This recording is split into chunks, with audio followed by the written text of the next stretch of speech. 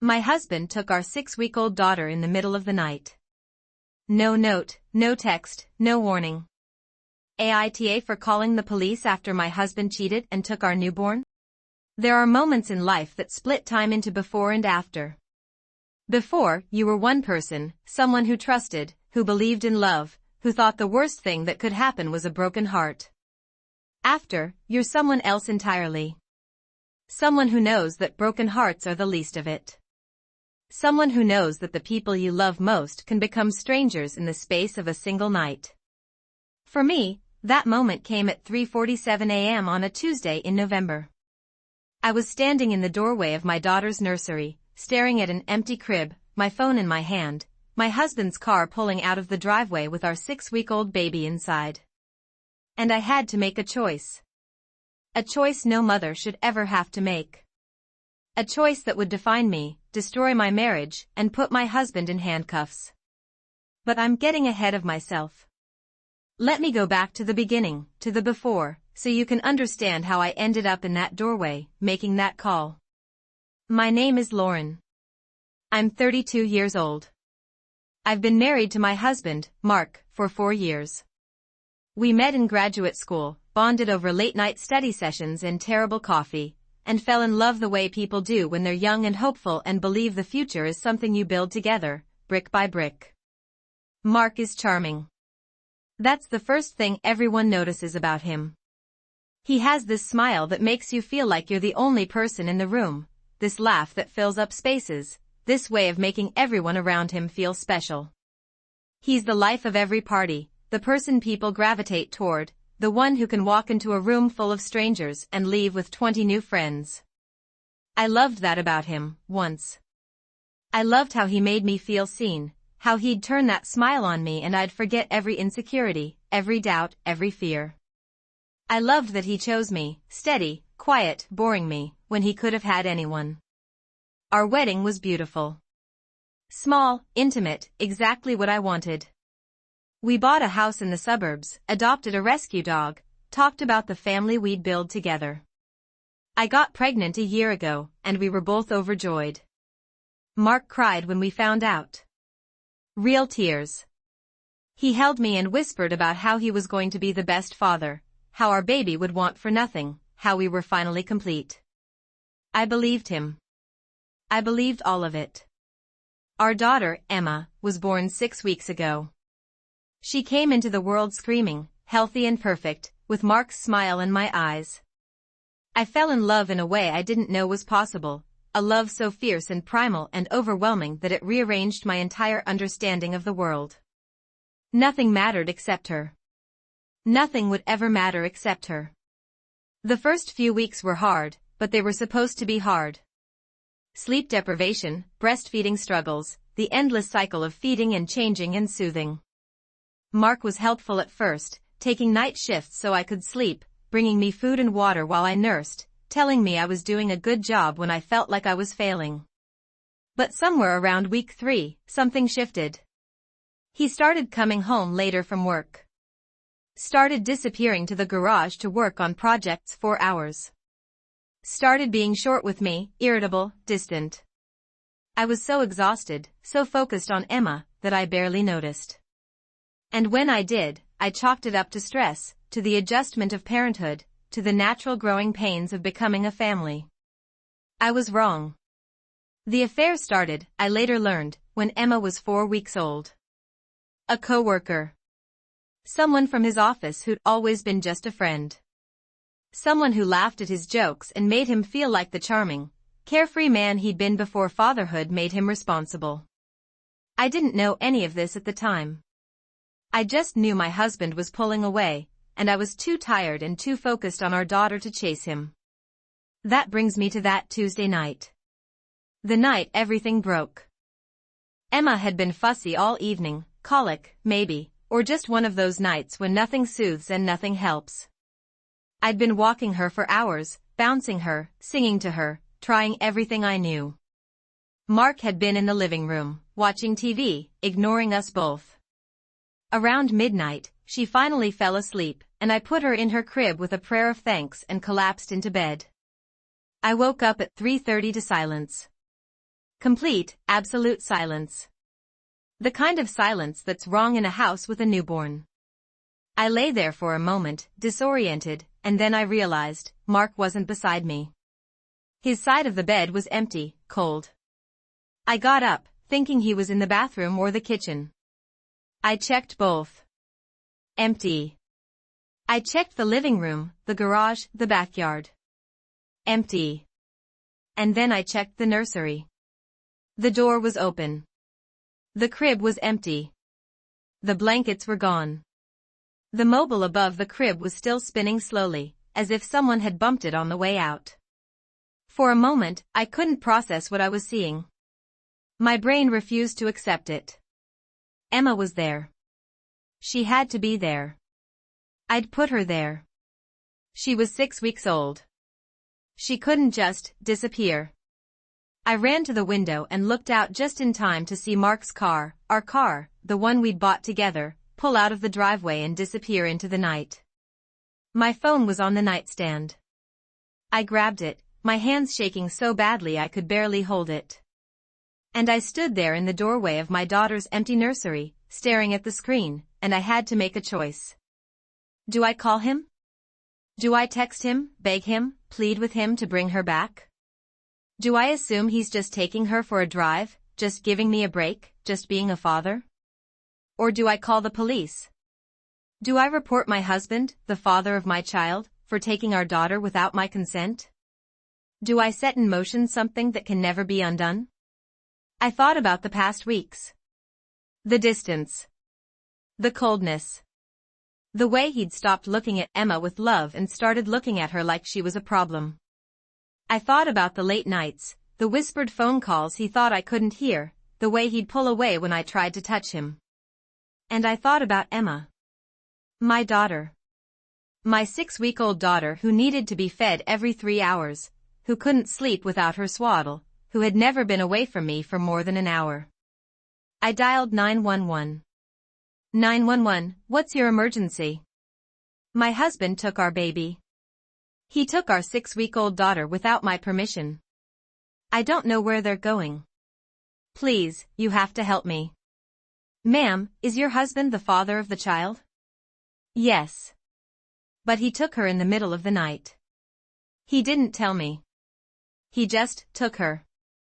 Ma'am, if he's the father, this is likely a civil matter. He's been having an affair. He's been distant, cold. I think he's going to her. I think he's taking my baby to her. Please, you have to find them. She needs to eat. She needs me. Please. There was a pause. Then, stay on the line, ma'am. I'm sending officers to your location. I sank to the floor in the nursery doorway, the phone pressed to my ear, and I waited. And I wondered, in the small, quiet part of my mind that was still functioning, am I the asshole? Am I destroying my family by making this call? Am I overreacting? Am I crazy? The answer would come soon enough. The police arrived within 10 minutes. 2 officers, a man and a woman, both young, both trying to hide their concern behind professional masks. I met them at the door, still in my pajamas, still shaking, still holding my phone like a lifeline. Ma'am, I'm Officer Davis, the woman said. This is my partner, Officer Ramirez. Can you tell us what happened? I told them everything. The past weeks of distance. The affair I suspected but couldn't prove. The empty bed, the empty crib, the car disappearing into the night. Emma's feeding schedule, her sleep needs, her absolute dependence on me. Is there any chance your husband just took her for a drive? Maybe to give you a break? Officer Ramirez asked. His tone was gentle, but the question hit me like a slap. He would have told me. He would have left a note, a text, something. He just took her. In the middle of the night. While I was sleeping. Officer Davis nodded slowly. Do you have any reason to believe your daughter is in immediate danger? I thought about Mark. About the man I'd married, the man I'd loved, the man who'd held me while I cried at our wedding and promised to always protect me. Was he capable of hurting Emma? I didn't think so. But I also didn't think he was capable of having an affair while I was recovering from childbirth. I didn't think he was capable of sneaking out in the middle of the night with our newborn. I don't know, I whispered. I don't know anything anymore. We need you to try to call him, Officer Ramirez said. Put it on speaker. Let us hear. I dialed Mark's number. It went straight to voicemail. I tried again. Same result. A third time. Nothing. He's not answering, I said, my voice cracking. He never ignores my calls. Never. Officer Davis and Officer Ramirez exchanged a look I couldn't read. Ma'am, we're going to put out a bolo for your husband's vehicle, Officer Davis said. But I need to be honest with you. If he's the father, and there's no evidence of immediate danger, our options are limited. This could be treated as a custody dispute rather than an abduction. But she's 6 weeks old. She needs me. She needs to eat. He doesn't have formula. He doesn't have bottles. He doesn't have anything. Do you know where he might be going? Any friends, family, places he mentioned? I thought about the whispered phone calls. The late nights. The way he'd been so secretive with his phone, tilting the screen away when I walked by. His coworker. The one I think he's been seeing. I don't know her address, but I know her name. Jessica. Jessica Moore. Officer Ramirez wrote it down. We'll look into it. In the meantime, try to stay calm. Try calling him again in 20 minutes. If he still doesn't answer, we'll reassess. They left. I sat on the couch in my dark living room, the dog curled at my feet, and I waited. And I called. Every 20 minutes, just like they said. Voicemail. Voicemail. Voicemail. At 5 a.m., my phone rang. I grabbed it, hope and terror colliding in my chest. It wasn't Mark. It was my mother-in-law, Patricia. Lauren? I just got the strangest call from Mark. He said you'd lost your mind, that you were threatening to call the police on him. What's going on? My blood turned to ice. He called you? When? What did he say? About an hour ago. He said you'd had a breakdown, that you were accusing him of crazy things, that he needed to get Emma away from you for her safety. Lauren, are you okay? Do you need help? He was spinning the story. He was making me the villain.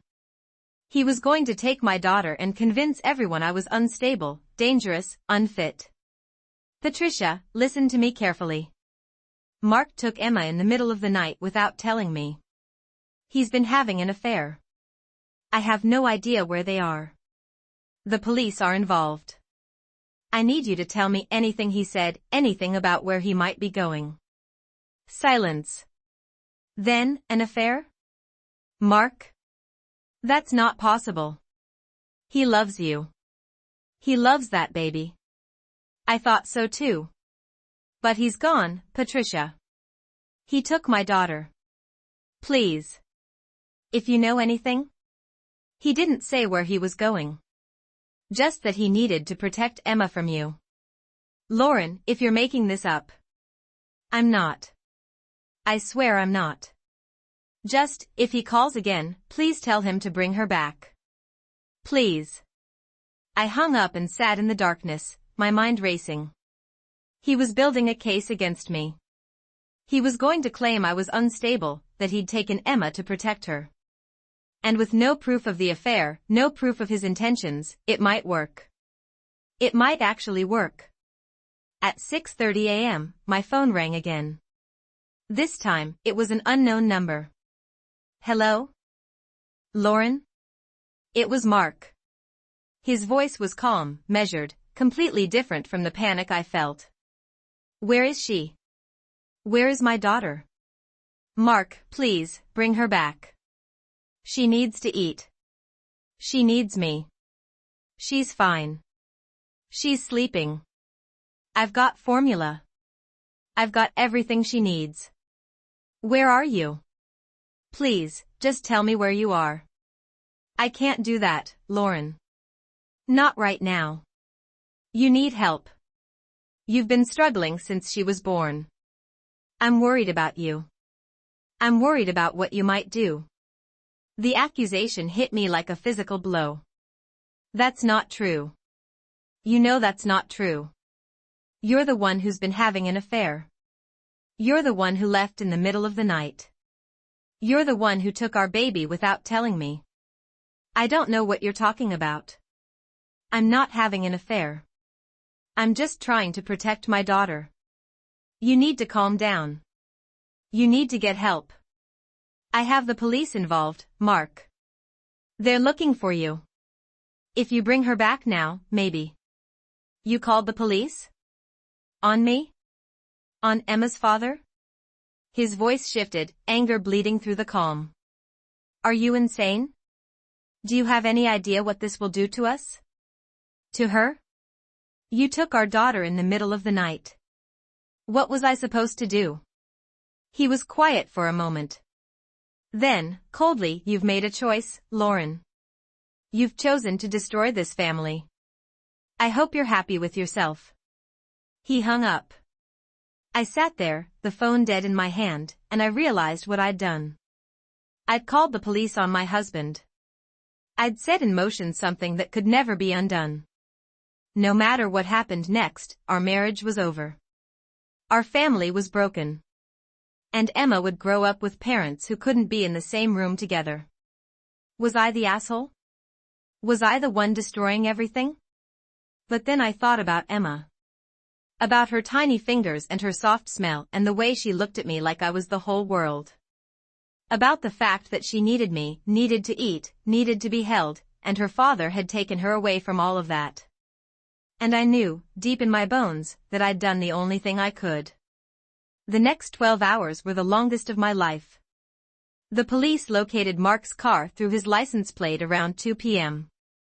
He was at a hotel on the other side of town, a cheap place near the airport, the kind of place you go when you don't want to be found. Officers were dispatched immediately, but they couldn't just storm in. They had to approach carefully, negotiate, make sure Emma was safe. I waited at home, pacing, my phone glued to my hand. Patricia called 4 more times, each conversation more strained than the last. She'd spoken to Mark again. He was sticking to his story. I was unstable, I was a danger to Emma, he was protecting her. He'd told her I'd been diagnosed with postpartum depression and refused treatment. He'd told her I'd threatened to hurt myself and the baby. He'd told her I was delusional, paranoid, dangerous. None of it was true. I'd never been diagnosed with anything. I'd never threatened anyone. I was just a new mother, exhausted and overwhelmed, trying to keep my baby alive. But the lies were already spreading. Patricia sounded uncertain now, torn between her son and the daughter-in-law she'd always loved. My own mother called, frantic. Mark had texted her too, warning her that I was having an episode and that he'd taken Emma for her safety. He was building a narrative. And I had no way to fight it. At 3:47 p.m., exactly 12 hours after I'd made that call, my phone rang again. This time, it was Officer Davis. Ms. Lauren? We've located your husband and your daughter. They're both safe. Your husband is in custody. In custody? What do you mean? He resisted initially. Tried to barricade himself in the hotel room. But we were able to negotiate with him, and he eventually surrendered. Your daughter is being examined by EMTs as a precaution, but she appears to be healthy. Relief flooded through me so powerfully I had to sit down. Can I see her? Can I come get her? We'll need you to come to the station. There will be paperwork. And your husband, there will be charges, Ms. Lauren. He took a child across state lines. The hotel is just over the border. That's a federal offense. And the things he said to us, the claims he made about you, those will need to be investigated. My heart sank. He's lying. All of it is lies. We'll figure that out. For now, just come get your daughter. I drove to the police station in a daze. When I walked in, the first person I saw was Mark. He was sitting on a bench in the hallway, handcuffed, his head bowed. He looked up as I passed, and our eyes met. "Lauren," he said. His voice was soft, pleading. "Please. Don't do this. Don't destroy us. I made a mistake." I was scared. I didn't know what else to do. I stopped. I looked at him, this man I'd loved, this man I'd married, this man who'd taken our daughter in the middle of the night and tried to destroy my reputation to save himself. "You were scared?" I repeated. "Of what? Of being caught? Of having to face what you did?" "I wasn't having an affair. I swear. Jessica is just a friend." I panicked. "The baby was crying, you were exhausted," I thought. "You thought you'd take her? In the middle of the night? Without telling me? And then lie to everyone about me being unstable?" He had the grace to look ashamed. But only for a moment. Then his expression shifted, hardened. "You called the police on me. You're putting me in jail. You're taking Emma away from her father. How is that better than anything I did?" I didn't have an answer for that. Or maybe I did, but I couldn't find the words. So I just walked away, toward the room where my daughter was waiting. Emma was in the arms of a kind-faced social worker, sleeping peacefully, completely unaware of the chaos her existence had caused. I took her, held her, breathed her in, and for the first time in 12 hours, I felt like I could breathe. But the relief was short-lived. Because when I turned around, Officer Davis was there with paperwork and questions and the beginning of a legal nightmare that would last for months. "We need to take your statement," she said gently. "And then we need to talk about what happens next. Your husband is facing serious charges. Kidnapping, interference with custody, filing a false police report. He's claiming you have mental health issues. We'll need to investigate that." "Investigate? You mean you believe him?" "We have to take all claims seriously. Especially when a child is involved. If you have medical records, therapists, anything that can support your side, now would be the time to gather them." I thought about my medical history. Clean.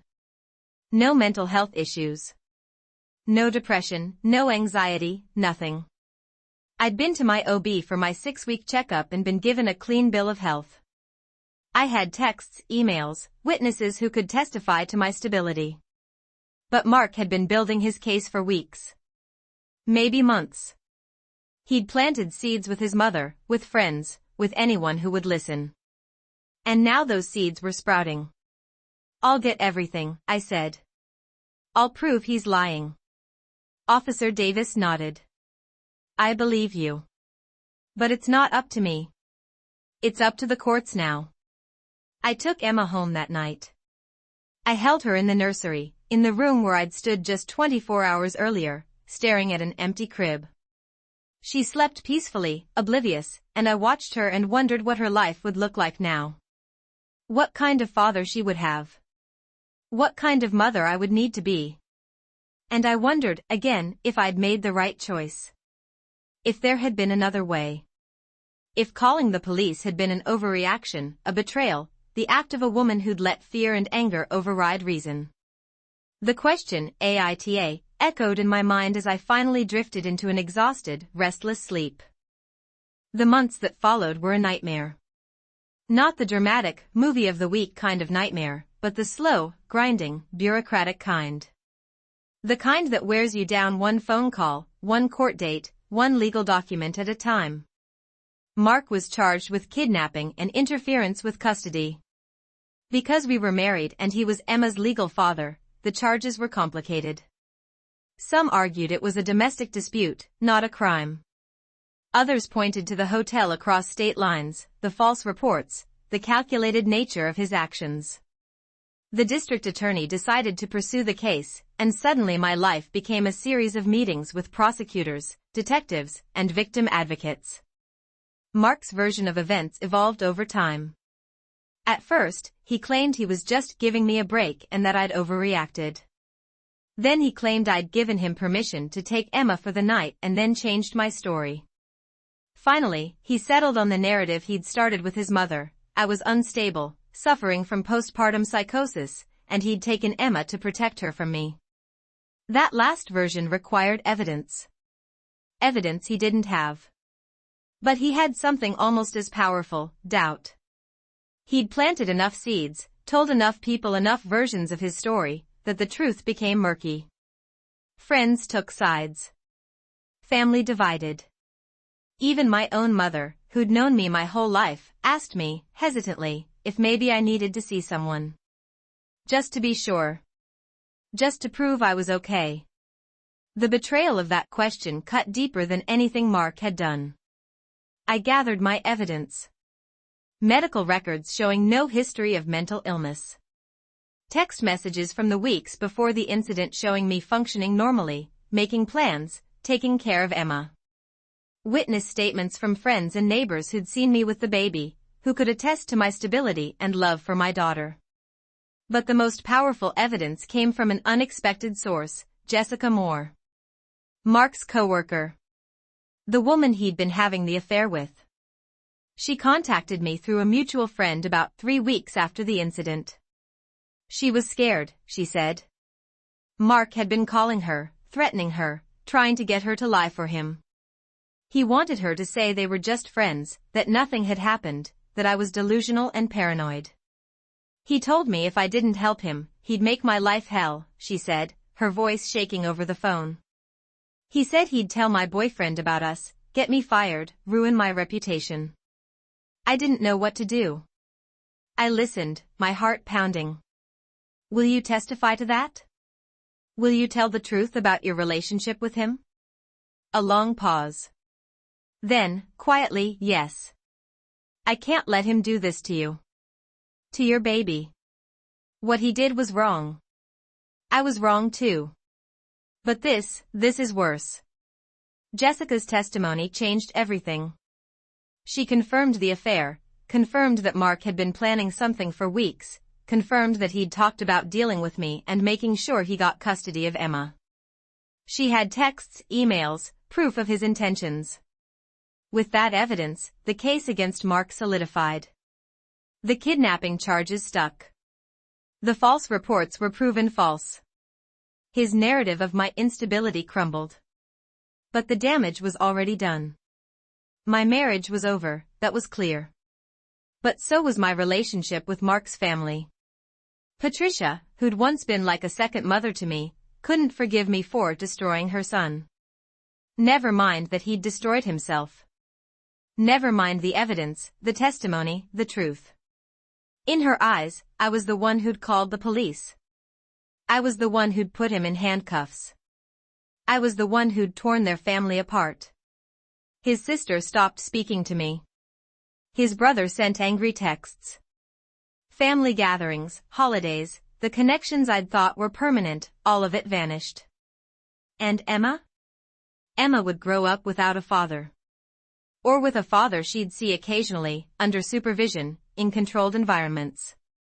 A father who'd tried to take her from me, who'd lied about me, who'd chosen his own freedom over her well-being. Was that better? Was that what I'd wanted? The question, AITA, haunted me through every sleepless night, every court appearance, every tearful conversation with my own mother. I'd second-guess myself constantly. Maybe I should have just called him. Maybe I should have waited. Maybe I should have tried to talk, to understand, to salvage something. But then I'd look at Emma. I'd hold her, feed her, watch her grow and change and become more herself every day. And I'd remember that night, the empty crib, the spinning mobile, the car disappearing into the darkness. And I'd know, with absolute certainty, that I'd do it again. Every time. Without hesitation. Because the alternative, the possibility that he could have taken her somewhere farther, kept her longer, hurt her in some way, was unthinkable. The risk was too great. The stakes were too high. Mark was convicted 6 months later. Kidnapping, interference with custody, filing false reports. He was sentenced to 3 years in prison, with the possibility of early release for good behavior. He'll be out when Emma is still young, still forming memories, still trying to understand who her father is and what he did. I don't know how I'll explain it to her. I don't know what I'll say when she's old enough to ask.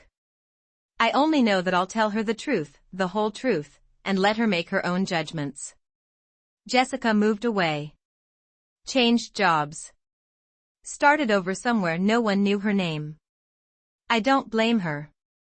She was caught up in something bigger than she understood, and she paid a price too. Patricia sends cards on Emma's birthday. Short, formal, distant. She loves her granddaughter, I think, but she can't separate that love from the pain of losing her son. I don't know if we'll ever bridge that gap. I don't know if I want to. And me? I'm still here. Still a mother. Still figuring it out. Still wondering, sometimes, in the quiet hours of the night, if I made the right choice. Emma is 3 years old now. 3 years old, with Mark's smile in my eyes, just like the day she was born. She's funny and fierce and stubborn and kind, and she has no idea that her father spent the first years of her life in prison. I've thought a lot about how to tell her.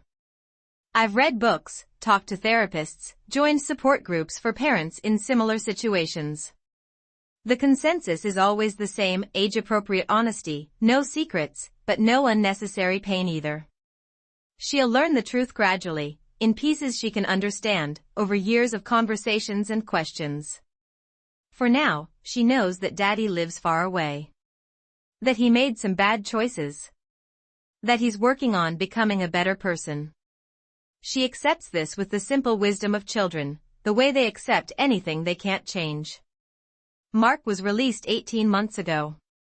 He has supervised visitation now, 2 hours every other week, at a facility with social workers and cameras and strict rules. I drop her off. I pick her up. I don't stay. I don't talk to him. I can't. The visits are hard. Emma comes home confused sometimes, asking why Daddy seems sad, why he doesn't have a house, why he can't come to her birthday party. I answer as honestly as I can, without bitterness, without blame. She'll form her own opinions eventually. She'll decide for herself what kind of relationship she wants with him. But she'll always know, deep in her bones, that her mother fought for her. That her mother chose her. That on the night her father took her into the darkness, her mother brought her back into the light. I think about that night often. Not with regret, I've moved past that, but with a kind of wonder. Wonder at how quickly everything can change. Wonder at how thin the line is between safety and danger, between trust and betrayal, between love and loss. I think about the question that started all of this: AITA for calling the police? I've answered it 1,000 times in my own mind, and my answer is always the same. No. I was not the asshole. I was a mother protecting her child. I was a woman refusing to be gaslit, manipulated, destroyed. I was someone who saw a line crossed and refused to pretend it hadn't been. But I also understand, now, that the question itself is too simple. Life isn't about who's right and who's wrong. It's about choices and consequences, actions and reactions, the endless ripple effects of every decision we make. Mark made choices that led him to prison. I made choices that led me here, to this life, to this moment. Neither of us is blameless. Neither of us is entirely guilty. We're just people. Flawed, frightened, fallible people, trying to do our best in impossible situations. Emma's 3rd birthday party was last week. Small, just family, my mom, a few close friends, the neighbors who become like family. We had cake and presents and way too much sugar, and Emma ran around the backyard with the dog, shrieking with joy, completely and utterly happy.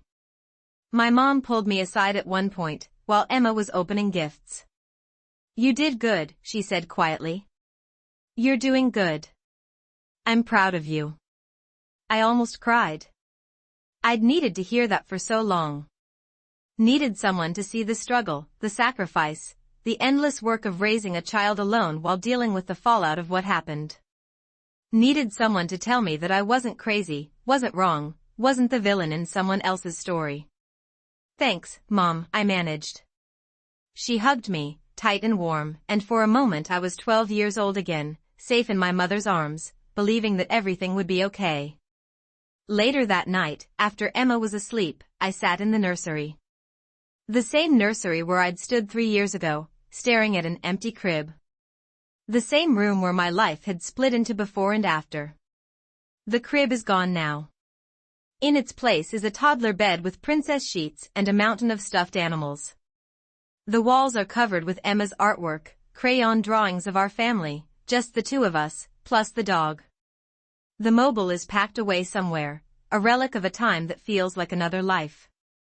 I sat in the rocking chair where I'd spent so many nights nursing Emma, soothing her, singing to her. And I thought about the future.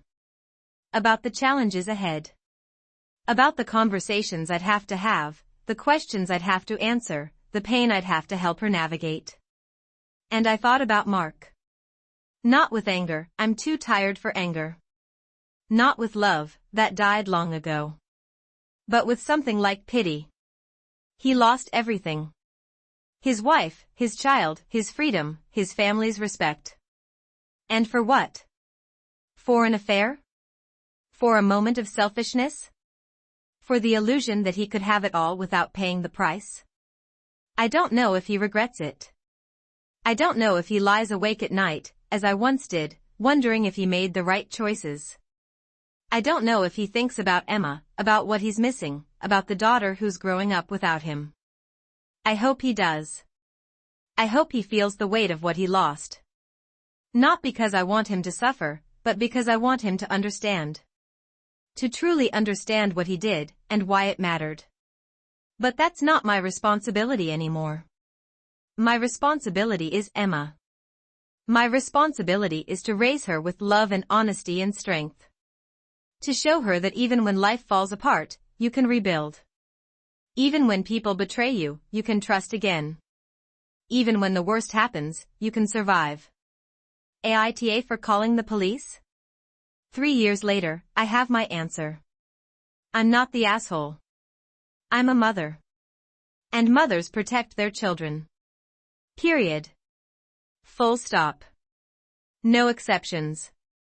If you ever find yourself in a situation like mine, if someone you love takes your child in the middle of the night, if you have to choose between protecting your family and destroying it, remember this, your child's safety comes first. Always. No matter what. The rest, the marriages, the relationships, the opinions of others, can be rebuilt. But a child's safety, a child's life, a child's future? That's not something you gamble with. That's not something you compromise on. That's everything. Emma stirs in her sleep, murmuring something unintelligible. I go to her, tuck her blanket around her, press a kiss to her forehead. She smiles in her sleep, and my heart swells with a love so fierce it still surprises me, even after all this time. This is why. This is what I was protecting. This small, perfect, precious person who trusts me completely, who needs me absolutely, who is my whole world. And if I had to do it all again, if I had to stand in that doorway, staring at that empty crib, with the same choice in front of me, I'd make the same call. Every time. Not because I'm an asshole. But because I'm her mother. And that's all the answer I'll ever need. That's it for today's stories. If you want to see more of the best threads Reddit has to offer, make Reddit Be Mine a part of your daily routine. Hit that subscribe button and the notification bell so you never miss a heartbeat. Thanks for watching, and I'll see you in the next thread.